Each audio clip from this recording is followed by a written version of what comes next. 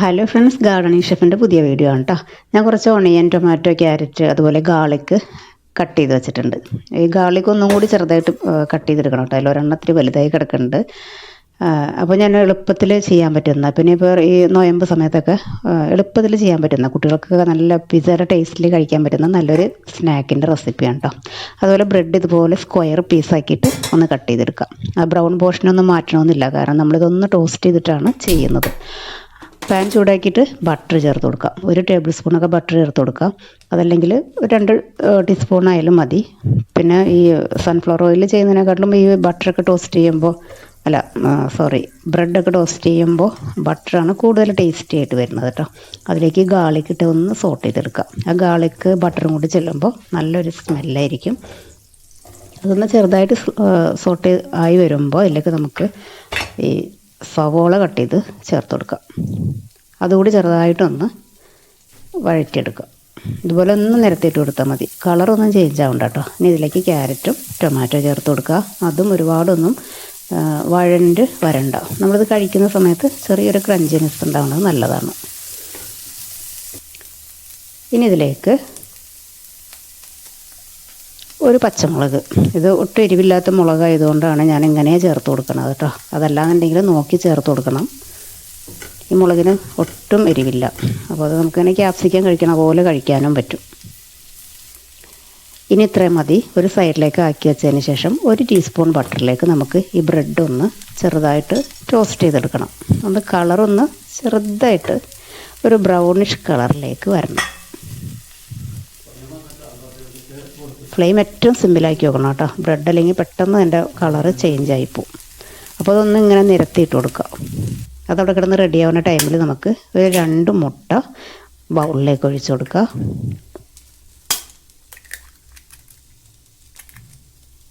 ഇനി ഇതിലേക്ക് ഒരല്പം ഉപ്പ്, ആ ബാറ്ററിന് ആവശ്യമായിട്ടുള്ള ഉപ്പ് ചേർത്ത് കൊടുക്കുക. അതുപോലെ തന്നെ അല്പം കുരുമുളക് പൊടി, പിന്നെ ഒരിത്തിരി പാൽ. ഞാനവിടെ തിളപ്പിച്ച് വെച്ച പാലാണ്. അതിൻ്റെ പാട അങ്ങോട്ട് മാറ്റിയിട്ട് ഇതുപോലെ ഒഴിച്ചു കൊടുക്കുക. ഇനി എല്ലാം കൂടി നന്നായിട്ട് മിക്സ് ചെയ്തെടുക്കുക. ബ്ലെൻഡറിലിട്ട് അടിച്ചെടുക്കേണ്ട ആവശ്യമൊന്നുമില്ല കേട്ടോ. ഇതുപോലെ നമ്മൾ ഇങ്ങനെ ഒരു ഫോർക്ക് വെച്ചൊന്ന് ബീറ്റ് ചെയ്തെടുത്താൽ മതി. അപ്പോഴേക്കും നമ്മുടെ ബ്രെഡിൻ്റെ കളറൊക്കെ ചേഞ്ച് ആയിട്ട് വന്നിട്ടുണ്ട്. നമ്മളത് വെജീസായിട്ട് അങ്ങോട്ട് കൂട്ടിച്ചേർത്ത് എല്ലാം കൂടി ഒന്ന് മിക്സ് ആക്കി എടുക്കുക. ഇതിലേക്കും കൂടി ഒരിത്തിരി ഉപ്പ് ചേർത്ത് കൊടുക്കണം. നമ്മളെ വെജിറ്റബിൾസിനൊക്കെ ചെറിയൊരു ഉപ്പിൻ്റെ ടേസ്റ്റ് വേണമല്ലോ. അപ്പോൾ അതിന് വേണ്ടിയിട്ട് ഇത്തിരി ഉപ്പ് ചേർത്ത് കൊടുക്കുക. അതുപോലെ ചേർത്ത് കൊടുക്കേണ്ട ഒരു കാര്യമാണ് ഒറിഗാനോ. ഇതുപോലെ കയ്യിൽ വെച്ചിട്ട് ഒന്ന് തിരുമ്മി അങ്ങാണ്ട്, എന്നാലേ അതിൻ്റെ ഫ്ലേവർ കറക്റ്റായിട്ട് കിട്ടുള്ളൂ. എല്ലാം കൂടി മിക്സ് ചെയ്തെടുക്കുക.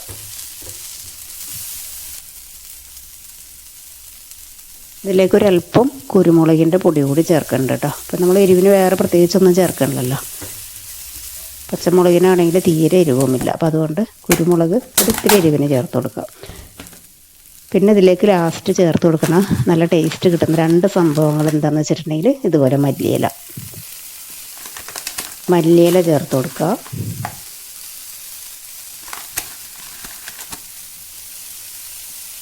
പിന്നെ ഇതിലേക്ക് ക്യാപ്സിക്കം.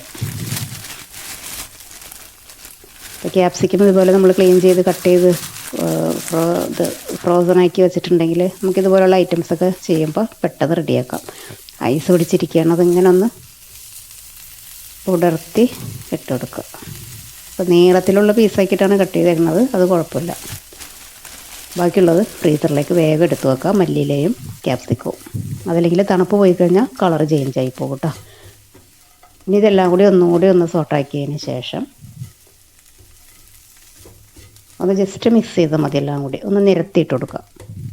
അതായത് നമ്മൾ ഇതിലുള്ള എല്ലാ ഇൻഗ്രീഡിയൻസും എല്ലാ ഭാഗത്തേക്കും വരണം കേട്ടോ. എന്നാലേ നമ്മളിത് കഴിക്കുന്ന സമയത്ത് എല്ലാ പാർട്സും നമുക്ക് കഴിക്കാൻ കിട്ടുള്ളൂ. അപ്പോൾ ക്യാപ്സിക്കം എല്ലാം ഇല്ലാത്ത ഭാഗത്തേക്കൊക്കെ ഒന്ന് ഇങ്ങനെ മാറ്റി ഇട്ട് കൊടുത്തതിന് ശേഷം നമ്മുടെ ഈ എഗ്ഗിൻ്റെ മിക്സർ ഉണ്ടല്ലോ, അത് ഇതിലേക്ക് ഒഴിച്ചു കൊടുക്കുക. ചുറ്റും ഒഴിച്ചു കൊടുക്കുക കേട്ടോ. ഒഴിച്ചതിന് ശേഷം നമ്മൾ പാൻ ചെറുതായിട്ട് പാൻ ഇങ്ങനെ ഒന്ന് ചരിച്ച് വെച്ച് കൊടുക്കുമ്പോൾ തന്നെ ആ ബാറ്റർ എല്ലാത്തിലേക്കും ആയിക്കോളും. അതായത് അതിൻ്റെ ബ്രെഡും ഫില്ലിങ്സൊക്കെ നടുവിൽ വരുന്ന രീതിയിൽ വേണം എഗ് ബാറ്റർ ഒഴിച്ചു കൊടുക്കാൻ വേണ്ടിയിട്ട്. ഇനി എല്ലാം ഒന്ന് ലെവലാക്കി കൊടുക്കുക. ഏറ്റവും മുകളിലായിട്ട് ഇതുപോലെ ചീസ് ഇട്ട് കൊടുക്കുക.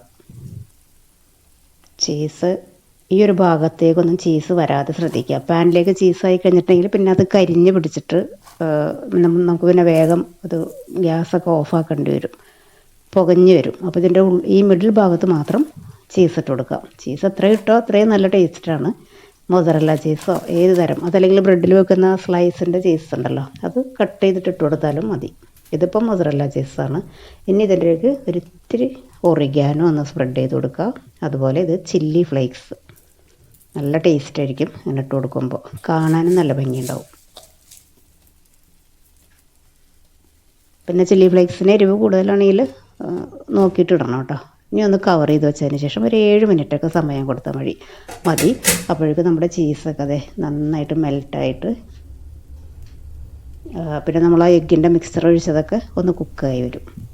അങ്ങനെ നല്ല സൂപ്പർ ടേസ്റ്റി ആയിട്ട് ചെയ്യാൻ പറ്റുന്ന നല്ല പിസ്സയുടെ അതേ ടേസ്റ്റിലൊക്കെ നമുക്ക് കഴിക്കാൻ പറ്റും കേട്ടോ. അപ്പോൾ ഈ റമദാൻ മാസത്തിലൊക്കെ നോയമ്പൊക്കെ എടുത്തിരിക്കുന്ന സമയത്ത് കുട്ടികൾക്ക് ഇങ്ങനെയുള്ള ഐറ്റംസൊക്കെ കാണുമ്പോൾ ഭയങ്കര സന്തോഷമായിരിക്കുമല്ലോ. നോമ്പ് തുറക്കാനൊക്കെ എല്ലാവരും ഒന്നിച്ച് വന്നിരിക്കുമ്പോൾ ഉണ്ടാക്കി കഴിക്കാനൊക്കെ പറ്റുന്ന നല്ലൊരു റെസിപ്പിയാണ്.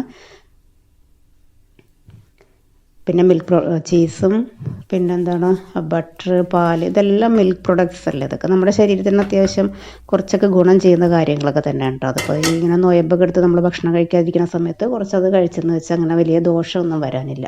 അപ്പോൾ ഞാനിത് പ്ലേറ്റിലേക്ക് മാറ്റിയിട്ടുണ്ട്.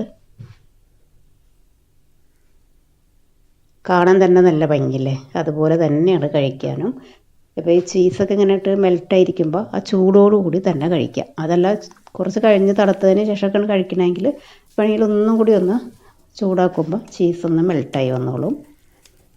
പിന്നെ ഇത് കുക്ക് ചെയ്യണ സമയത്ത് ശ്രദ്ധിക്കുന്നത് ഫ്ലെയിം ഏറ്റവും കുറച്ച് വെക്കണം കേട്ടോ. അത് നമ്മൾ ഈ ബാറ്ററൊക്കെ ഒഴിച്ച് കുക്ക് ചെയ്യാനായിട്ട് അടച്ച് വയ്ക്കില്ലേ, ഏറ്റവും സിമ്മിൽ വെച്ചില്ലെങ്കിൽ താഴ്ഭാഗത്ത് ബ്രെഡല്ലേ കരിഞ്ഞു പോകും. ഇപ്പോൾ കണ്ടില്ലേ, ഇതിങ്ങനെ വലിഞ്ഞ് വരുന്ന നല്ല ടേസ്റ്റി ആയിട്ടുള്ള പിസ്സയുടെ ടേസ്റ്റിൽ കഴിക്കാൻ പറ്റുന്ന നല്ലൊരു ബ്രെഡും മുട്ടയൊക്കെ ചേർത്തിട്ടുള്ള നല്ല റെസിപ്പിയാണ് കേട്ടോ.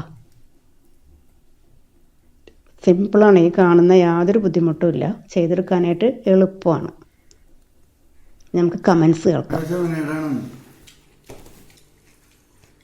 എല്ലാവരുടെയും കഴിക്കലൊക്കെ കഴിഞ്ഞ് അത് ഉപ്പ കഴിക്കട്ടെ.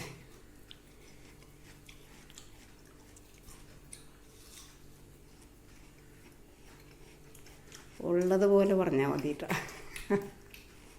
നല്ല ടേസ്റ്റ് ഇല്ലേ?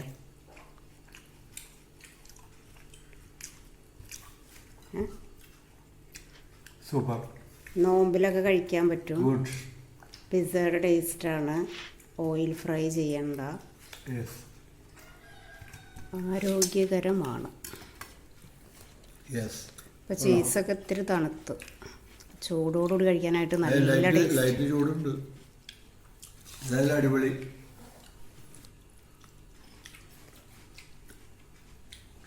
ഓക്കെ,